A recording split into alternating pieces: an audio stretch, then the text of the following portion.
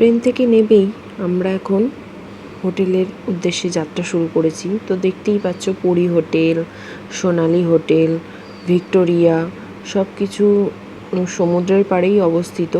তো এই হোটেলগুলোর রেট একটু বেশি, প্রায় 2-3 হাজার টাকা কি আরও বেশি। অকেশানে তো আরোই বেড়ে যায়, একদম সমুদ্রের পাড়ে যেহেতু। আর আমরা ছিলাম একটু ভিতরের দিকে, বেশি ভিতরে নয়, স্বর্গদ্বারের কাছে আর শঙ্করাচার্য মঠের একদম পিছনের দিকে হোটেল ঠিক নয়, গেস্ট হাউসে। তো মা শ্যামা গেস্ট হাউস। আজকের ব্লগে তোমাদের সেটাই দেখাবো যে কেমন হোটেল, কখন চেক ইন হয়, কখন চেক আউট হয়, কেমন কি প্রাইস, কেমন রুম, সব কিছুই তোমাদের সাথে শেয়ার করব। তো দেখো, সমুদ্রের পাড় ধরে আমরা এখন চলে যাচ্ছি হোটেলের উদ্দেশ্যে। বেশ ভালোই লাগছিল। আমরা ট্রেন থেকে নেমেছিলাম 9টার সময়, এখন চলে এসেছি একটা মারুতি ভ্যান নিয়ে মা শ্যামা গেস্ট হাউসে। দেখতেই পাচ্ছ যথেষ্ট পরিষ্কার পরিচ্ছন্ন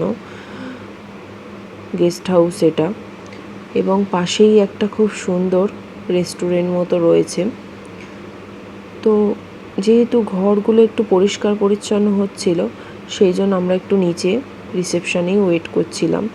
এখানে দেখতেই পাচ্ছ চেক ইন হয় 8টার সময় আর চেক আউট 7টার মধ্যে। আর গেট ওপেন হয় 5:30টায় সকালে, আর গেট বন্ধ হয় রাত্রি 10:30টায়। বেশ পরিষ্কার পরিচ্ছন্ন, নিচে অনেক বসার জায়গাও আছে। আমরা নিচে একটা ঘর নিয়েছিলাম, আর উপরে নিয়েছিলাম 2টো ঘর। শ্বশুর শাশুড়ি যেহেতু উপরে উঠতে পারবে না, সেই জন্য ওরা নিচেই থাকবে।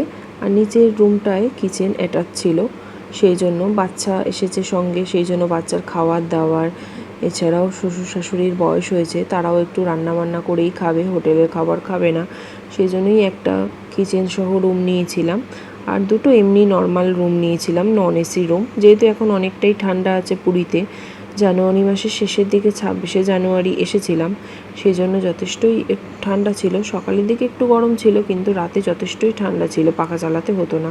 তো দেখতেই পাচ্ছ কিচেন সহ রুমটা নিচে যথেষ্টই পরিষ্কার পরিচ্ছন্ন এবং খুবই সুন্দর। বাথরুমটাও দেখতে পাচ্ছ পরিষ্কার পরিচ্ছন্ন, একদম ঝাঁ চকচকে টাইলস বসানো। এবার আমি নিয়ে চলে যাচ্ছি আমাদের রুমে। দেখো যথেষ্টই পরিষ্কার আছে গেস্ট হাউসটা। একটা বিশাল বারান্দা, আর বারান্দায় টেবিলও দেওয়া হয়।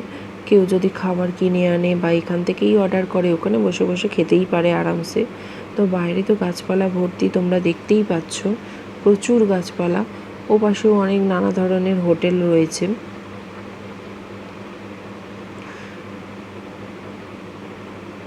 সমুদ্র এই হোটেল থেকে খুব একটা বেশি দূর নয়, ভিতরের রাস্তা দিয়ে গেলে মাত্র 5 মিনিট হাঁটা পথে।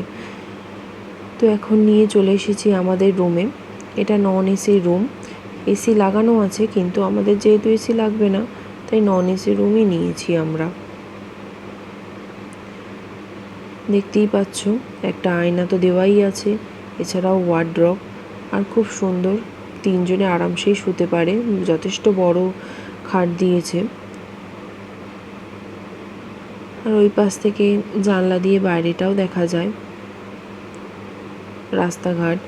বাথরুমটাও দেখতে পাচ্ছ আয়না লাগানো, বেসিন লাগানো, এবং যথেষ্টই পরিষ্কার পরিচ্ছন্ন ও যথেষ্ট বড়ও আছে, কোনো অসুবিধাও নেই। আসতে না আসতেই জলও দিয়ে দিয়েছে, খাবার জল। এবার তোমাদের নিয়ে চলে যাচ্ছি ছাদে। দেখো এখানে জামা কাপড় মেলবারও যথেষ্ট জায়গা আছে, এবং দড়িও টাঙানো আছে, অসুবিধার কিছু নেই, যথেষ্ট রোদও পড়ে এখানে। আর বাইরেটা দেখতেই পাচ্ছ গাছপালায় তো ভর্তি, আর হোটেলও ভর্তি।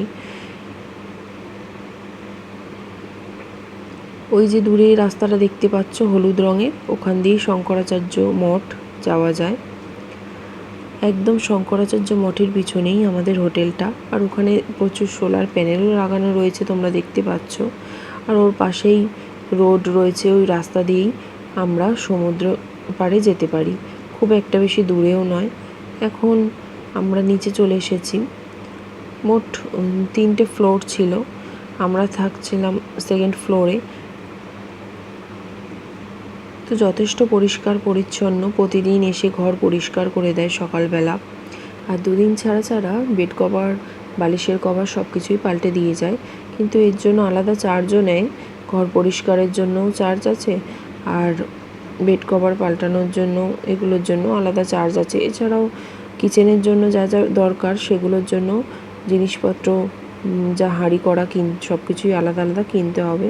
তো বিকেলবেলা দেখতেই পাচ্ছ হোটেলটা খুব সুন্দর, লাইট জ্বলে, খুব সুন্দরভাবে সাজানো হোটেলটা। তোমরা চাইলেই এখানে অবশ্যই আসতে পারো।